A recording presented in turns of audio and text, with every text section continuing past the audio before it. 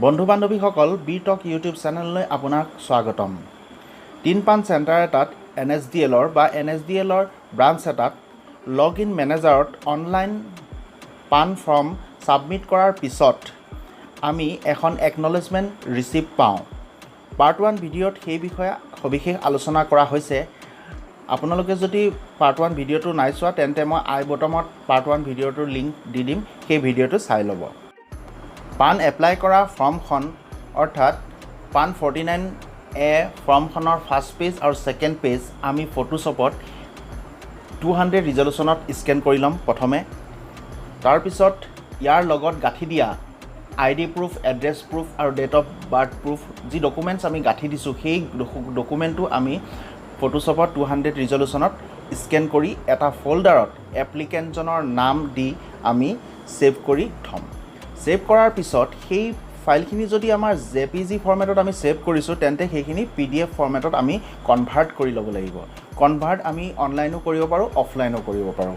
আকৌ ঠিক সেইদৰে PDF কনভাৰ্ট কৰি লোৱাৰ পিছত সেই PDF ফৰ্মখিনি এটা ফাইল হিচাপে আৰু লগত একনলেজমেণ্ট ফৰ্মখন বা শ্লিপখন একেলগে এটা ফাইল হিচাপে আমাৰ মাৰ্জ কৰি ল'ব লাগিব, বা গোটেই 4খন বা 5খন যি পেজ আমি স্কেন কৰিলোঁ সেই গোটেইখিনি এখন পেজত যাতে ওলায় সেইটো হিচাপত আমি মাৰ্জ কৰা বুলি কোৱা হয় বা কম্বাইন কৰা বুলি কোৱা হয়। আমি অনলাইন বা অফলাইনৰ দুয়োটা মাধ্যমে কৰিব পাৰোঁ, কিন্তু আমি আজি সেই বিষয়ে আমি অনলাইনত কেনেধৰণে কৰা হয় সহজতে কম সময়তে সেই বিষয়ে এই ভিডিঅ'টিত আলোচনা কৰিম।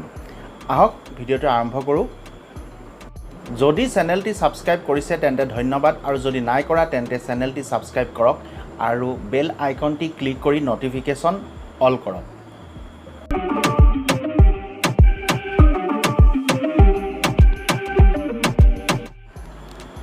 আমি প্ৰথমে ক্ৰম ব্ৰাউজাৰত I love PDF টাইপ কৰিম। টাইপ কৰাৰ পিছত আমি চাৰ্চ কৰিম।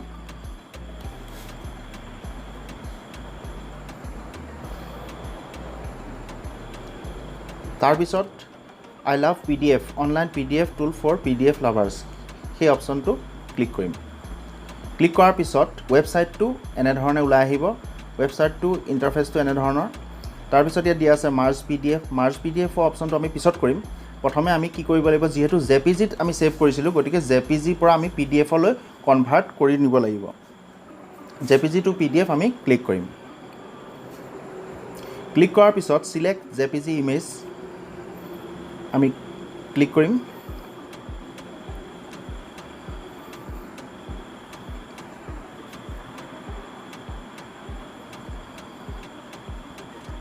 ক্লিক কৰাৰ পিছত যিটো ফাইলত বা ফল্ডাৰত আমি সেই JPG ইমেজখিনি বা JPG ফাইলখিনি আমি ছেভ কৰি থৈছিলোঁ সেইটো অ'পেন কৰিম। অ'পেন কৰাৰ পিছত সেই ফাইলখিনি গোটেইখিনি একেলগে চিলেক্ট কৰিম। চিলেক্ট কৰি অ'পেন কৰিম। অ'পেন কৰাৰ পিছত ইয়াত চাওক 3টা ওলাই আহিছে। কনভাৰ্ট PDFত আমি ক্লিক কৰিম। ক্লিক কৰাৰ পিছত এনেধৰণে অলপ সময় প্ৰচেছিং হ'ব। প্ৰচেছিং হোৱাৰ পিছত কনভাৰ্ট হৈ ডাউনলোড হ'ব।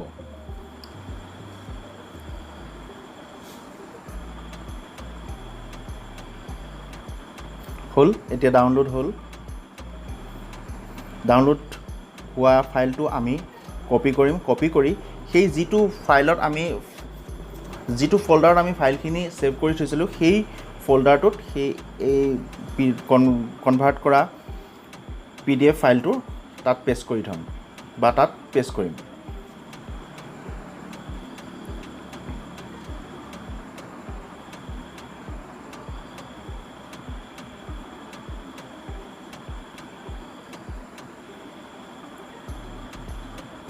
আমি পেষ্ট কৰিলোঁ। এতিয়া PDF আমি বনাই ল'লোঁ ফাইলখিনি। এতিয়া PDF ফাইলখিনি মাৰ্জ কৰিম, অৰ্থাৎ যি 2খন বা 3খন হৈছে ফাইল লগতে একনলেজমেণ্ট ৰিচিপ্টখন শ্লিপখনো আছে সেইখনৰ সৈতে একেলগে আমি মাৰ্জ কৰিম।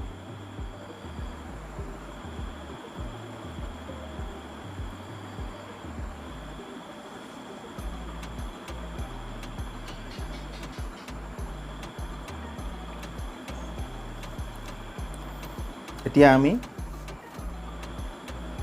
প্ৰথমে থকা মাৰ্জ PDF অপশ্যনটো ক্লিক কৰিম। ক্লিক কৰাৰ পিছত চিলেক্ট PDF ফাইলছ সেইটো চিলেক্ট কৰিম। চিলেক্ট কৰাৰ পিছত দুটা ফাইল দেখিছোঁ, এই দুটা ফাইল আমি এটা কৰিব লাগে। চিলেক্ট কৰিলোঁ। চিলেক্ট কৰাৰ পিছত ইয়াত লিখিম আমি মাৰ্জ PDF থকা বটনটো ক্লিক কৰিম। ক্লিক কৰাৰ লগে লগে সেই দুটা পেজ এটা পেজ হৈ আহিব।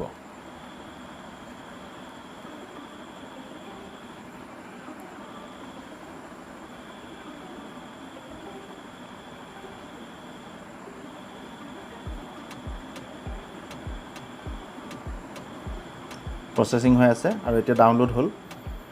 ডাউনলোড হোৱাৰ পিছত যিটো ফাইল ডাউনলোড হ'ল মাৰ্জ কৰাৰ পিছত সেই ফাইলটো আমি আকৌ অ'পেন কৰিম বা য'ত ডাউনলোড হ'ল তাৰ পৰা কপি কৰিম।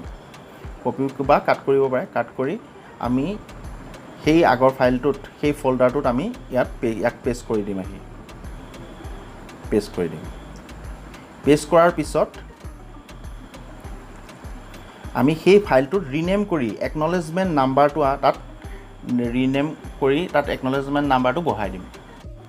এতিয়া নতুনকৈ একনলেজমেণ্ট নাম্বাৰেৰে ৰিনেম কৰা ফাইলটো ৰাখি বাকী ফাইলকেইটা তাৰ পৰা ডিলিট কৰি দিম বা বেলেগ ফল্ডাৰত আমি কপি কৰি তাৰ পৰা কাট কৰি কপি কৰি ৰাখি থ'ব পাৰোঁ। থোৱাৰ পিছত তাৰপিছত আমি যেতিয়া লগইনত আমি দ্বিতীয় বেক অফিচ লগইন বা বেক অফিচত যেতিয়া আমি সেইখিনি কি কৰিব লাগিব, সেই PDF ফাইলটো আমি ইনবিল্ড কৰিব লাগিব। সেই বিষয়ে আমি পাৰ্ট 3 ভিডিঅ'টোত আলোচনা কৰিম। আজিলৈ ইমানতে। ভিডিঅ'টি যদি ভাল লাগিছে লাইক কৰিবা আৰু লগৰ বন্ধু বান্ধৱীক শ্বেয়াৰ কৰিবা। চেনেলটি ছাবস্ক্ৰাইব কৰি থবা, লগতে বেল আইকনটো ক্লিক কৰি অল কৰি থবা। আজিলৈ ইমানেই। পুনৰ লগ পাম আন বিষয়ত নতুন ভিডিঅ'লৈ। ধন্যবাদ।